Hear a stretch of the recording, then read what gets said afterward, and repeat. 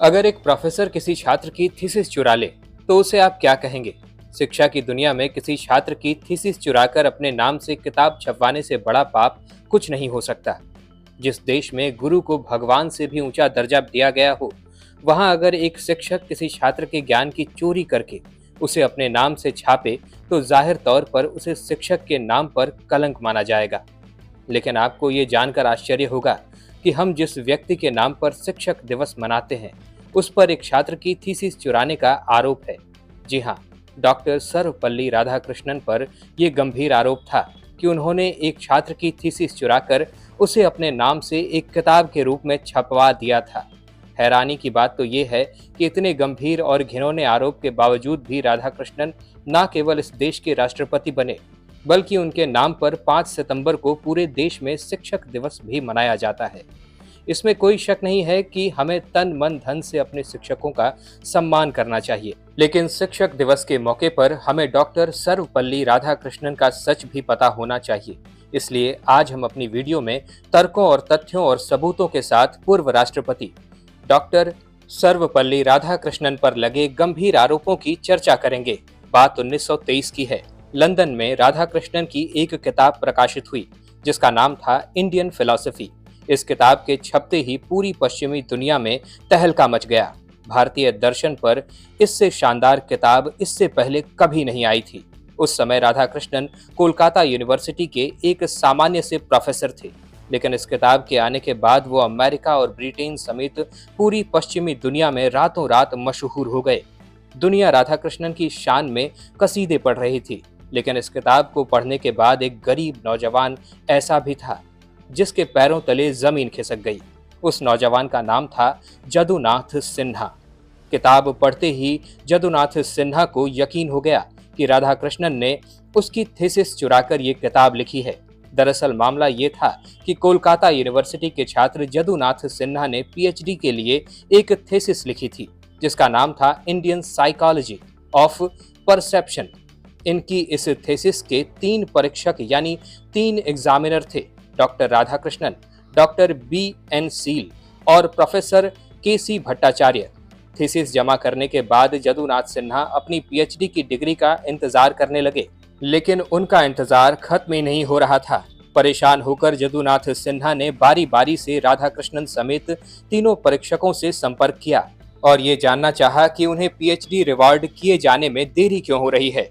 उन्हें doctor seal और KC Bhattacharya ने यही कहा कि तुम्हारी पीएचडी 2000 पेज की है और राधाकृष्णन अभी व्यस्त चल रहे हैं, इसलिए समय लग रहा है।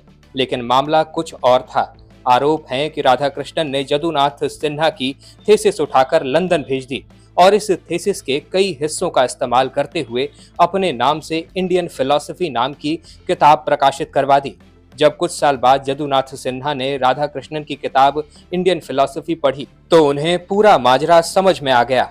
उनकी थीसिस के कई हिस्से हूबहू राधाकृष्णन ने अपनी किताब में छाप दिए थे। हैरानी की बात तो ये थी कि राधाकृष्णन ने अपनी किताब में जदुनाथ सिन्हा को उनका क्रेडिट भी नहीं दिया। जदुनाथ सिन्हा उस दौर में एक मामूली छात्र थे, लिहाजा उन्होंने इसकी शिकायत डॉक्टर BN सील से की, जो उनके 3 एग्जामिनर में से एक थे। कहते हैं कि डॉक्टर सील को सारी हकीकत पता थी, लेकिन कोई भी राधाकृष्णन से दुश्मनी मोलना नहीं चाहता था, जो कि उस वक्त एक बड़ा नाम बन चुके थे। लिहाजा डॉक्टर सील ने जदुनाथ सिन्हा को एक लंबा पत्र लिखा। इस पत्र में डॉक्टर सील ने जदुनाथ सिन्हा से साफ कह दिया कि उन्हें इस मामले से दूर रखा जाए। जदुनाथ सिन्हा लगातार अपनी बात कह रहे थे, लेकिन राधाकृष्णन के प्रभाव की वजह से उनकी बात कोई नहीं सुनना चाहता था। आखिरकार दिसंबर 1928 में जदुनाथ सिन्हा ने कलकत्ता की मशहूर मैगजीन मॉडर्न रिव्यू को पत्र लिखा और सारे सबूतों के साथ अपनी बात कही। मॉडर्न रिव्यू पत्रिका ने जदुनाथ सिन्हा को इंसाफ दिलाने के लिए एक मुहिम छेड़ दी। उसने सबूतों के साथ एक के बाद एक लेख छापे जिनसे साफ होता था कि राधाकृष्णन ने थीसिस चुराई है। मॉडर्न रिव्यू ने अपने लेखों में बताया कि 1-2 नहीं बल्कि राधाकृष्णन ने अपनी किताब में पूरे 110 पैराग्राफ सिन्हा की थीसिस से चुरा कर लिखे थे। ऐसा नहीं है कि मॉडर्न रिव्यू ने एक तरफा पत्रकारिता की। जब राधाकृष्णन मॉडर्न रिव्यू के लेखों से परेशान हो गए तो उन्होंने अपनी सफाई में एक पत्र लिखा जिसे बाकायदा मॉडर्न रिव्यू ने छापा इस पत्र में राधाकृष्णन ने अपनी सफाई में बहुत सी दलीलें दी। इन दलीलों को सच्चिदानंद मूर्ति और अशोक बोहरा की किताब Radhakrishnan his life and ideas में छापा गया है। ये किताब के पेज नंबर 31 पर लिखा है कि राधाकृष्णन ने अपनी सफाई में कहा कि उन्होंने और जदुनाथ सिन्हा दोनों ने इंडियन फिलॉसफी के पुराने सिद्धांतों का उदाहरण दिया है। जाहिर है उनका अनुवाद भी एक जैसा ही होगा। ऐसे में कुछ हिस्से एक जैसे हो सकते हैं, लेकिन इसका मतलब ये नहीं है कि किताब में नकल की गई है। अपने 3 खास छात्रों को भी पेश किया। उनका दावा था कि वो 1922 के पहले से ही ये सब बातें क्लास में छात्रों को पढ़ाते थे जो उन्होंने अपनी किताब में लिखी है। लेकिन जदुनाथ सिन्हा के दावों के सामने ये सब दावे कमजोर साबित हो रहे थे। आखिरकार जदुनाथ सिन्हा ने 1929 में सर्वपल्ली राधाकृष्णन के खिलाफ कोलकाता हाईकोर्ट में कॉपीराइट उल्लंघन का केस दर्ज कर दिया। जवाब में राधाकृष्णन ने भी जदुनाथ सिन्हा और मॉडर्न रिव्यू पत्रिका के खिलाफ मानहानि का केस लगा दिया। कहते हैं कि अदालत में जदुनाथ सिन्हा की दलीलें राधाकृष्ण की दलीलों पर भारी पड़ने लगी थी और फिर इसके बाद अचानक वो हुआ जो एक बहुत बड़ा शक पैदा करता है। राधाकृष्णन और जदुनाथ सिन्हा ने 1933 में कोर्ट के बाहर समझौता कर लिया और दोनों पार्टियों ने अपने अपने केस वापस ले लिए। आज तक ये रहस्य है कि सुलहनामा किन शर्तों पर हुआ था। उस दौर में ये केस सभी अखबारों की सुर्खियां बन गया था। 4 मई 1933 को स्टेट्समैन अखबार ने भी एक खबर छापी थी जिसमें लिखा था कि जदुनाथ सिन्हा और एस राधाकृष्णन दोनों ने एक दूसरे के खिलाफ कोलकाता हाईकोर्ट में केस लगाए थे। अब दोनों के बीच समझौता हो चुका है। समझौते की क्या शर्तें हैं वो सार्वजनिक नहीं की गई हैं, लेकिन मॉडर्न रिव्यू पत्रिका के जरिए जो भी आरोप प्रत्यारोप लगाए गए थे वो दोनों पक्षों ने वापस ले लिए हैं। कुछ लोगों का कहना है कि राधाकृष्णन ने जदुनाथ सिन्हा को 10 लाख रुपए दिए थे, जो उस जमाने में किसी भी सामान्य नौजवान के लिए एक बड़ी रकम थी। इस पूरे मामले में राधाकृष्णन इसीलिए भी शक के दायरे में आते हैं कि अगर उन पर इतना गंभीर आरोप लगा था तो उन्हें अपनी प्रतिष्ठा के लिए कोर्ट में खुद को बेदाग साबित करना चाहिए था, न कि कोर्ट के बाहर समझौता करना चाहिए था।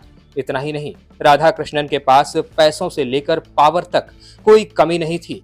उन्हें तब तक लंदन की ब्रिटिश सरकार की तरफ से सर की उपाधि भी मिल चुकी थी। वो लंबे समय तक बड़े वकीलों के दम पर आराम से केस लड़ सकते थे। जाहिर है ऐसे में शक की सुई राधाकृष्णन पर उठना लाजमी है। लेकिन अब सबसे बड़ा सवाल उठता है कि जिस व्यक्ति पर इतने संगीन आरोप थे वो आखिरकार इस देश का राष्ट्रपति कैसे बन गया। इतना ही नहीं, जिस पर अपने ही छात्र की थीसिस चुराने जैसा घिनौना आरोप था, उसके जन्मदिन को इतने दशकों से शिक्षक दिवस के तौर पर क्यों मनाया जाता है और इसकी क्या वजह है। दरअसल जवाहरलाल नेहरू और राधाकृष्णन बेहद करीबी मित्र थे। दोनों ही घनघोर कम्युनिस्ट मानसिकता के थे और नेहरू के हर वामपंथी एजेंडे को राधाकृष्णन पूरी तरह से सपोर्ट करते थे। दुनिया की नजर में राधाकृष्णन हिंदू दर्शन शास्त्र के प्रकांड पंडित थे, लेकिन अंदर कहीं वो नेहरू के कहने पर कम्युनिस्ट सोवियत संघ और उनके खूनी तानाशाह स्टालिन के लिए दुनिया भर में लॉबिंग करते थे। नेहरू ने 1949 में सर्वपल्ली राधाकृष्णन को सोवियत संघ में भारत का राजदूत बनाकर भेजा। वहां उन्होंने क्या गुल खिलाए, इसका वर्णन मिलता है इस किताब में, जिसका नाम है कहानी कम्युनिस्टों की, जिसे लिखा है पत्रकार संदीप देव ने। ये किताब आपको जरूर पढ़नी चाहिए। दावे के साथ कहता हूँ कि अगर आपने ये किताब पढ़ ली तो वैचारिक बहस में आपके सामने कोई भी वामपंथी 1 मिनट के लिए भी नहीं ठहर पाएगा, क्योंकि किताब में वामपंथी विचारधारा की जमकर बखिया उधेड़ दी गई है। इस किताब में राधाकृष्णन के बारे में जो खुलासे किए गए हैं वो बेहद चौंकाने वाले हैं। इस किताब में संदीप देव लिखते हैं कि भारत आजाद हो चुका था, लेकिन स्टालिन भारत को आजाद ना मानकर लगातार अपमानित कर रहा था। लेकिन नेहरू ने इसका विरोध करने की जगह सोवियत संघ को पश्चिमी देशों के नजदीक लाने के लिए अंतर्राष्ट्रीय स्तर पर लॉबिंग का रास्ता इख्तियार किया था। उन्होंने विजय लक्ष्मी पंडित को सोवियत संघ से हटाकर डॉक्टर सर्वपल्ली राधाकृष्णन को भारत का राजदूत बनाकर मास्को भेजा। डॉक्टर राधाकृष्णन तो नेहरू से भी 2 कदम आगे निकल गए। वो भारत के राजदूत बनकर पूरी दुनिया में सोवियत संघ और उनकी विचारधारा की वकालत करने लग गए। इससे अंतर्राष्ट्रीय स्तर पर भारत की जबरदस्त किरकिरी हुई। लेकिन पंडित नेहरू के हित में ये हुआ कि स्टालिन ने उनकी सरकार को मान्यता प्रदान कर दी। सोचिए, जिस तानाशाह स्टालिन ने अपने ही देश के 2 करोड़ लोगों को खत्म करवा दिया, जिसे इतिहास में सबसे क्रूर तानाशाह माना जाता है। सोचिए, उसके लिए हमारे शिक्षक दिवस वाले राधाकृष्णन पूरी दुनिया में लॉबिंग करते थे। अगर फिर भी आपको यकीन नहीं आ रहा है तो आपको भारत के पूर्व विदेश सचिव M.K. रसगोत्र की किताब लाइफ इन डिप्लोमेसी पढ़नी चाहिए। पद्म भूषण से सम्मानित M.K. रसगोत्र का भारत की विदेश नीति में एक बड़ा योगदान है।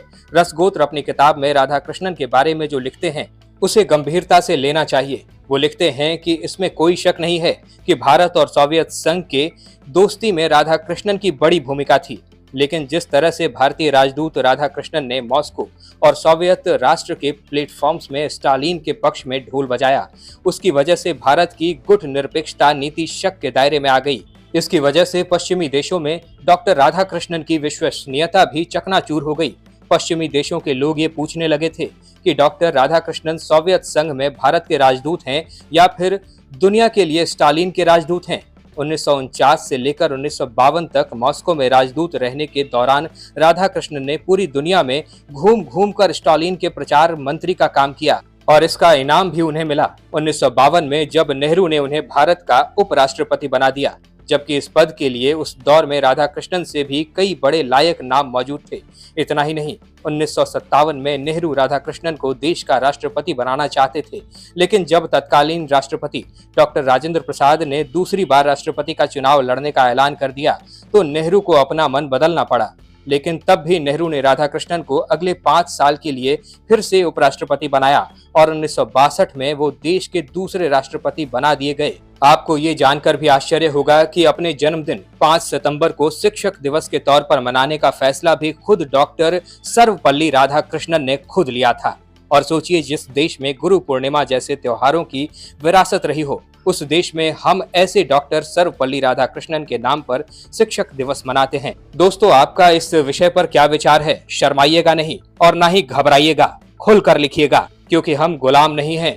वीडियो पसंद आई हो तो इसे लाइक करिएगा और अगर आप हमारे चैनल वारिधि मंथन पर नए हैं तो इसे सब्सक्राइब करके बेल आइकन दबाना बिल्कुल मत भूलिएगा। वीडियो में अब तक बने रहने के लिए आपका बहुत बहुत शुक्रिया।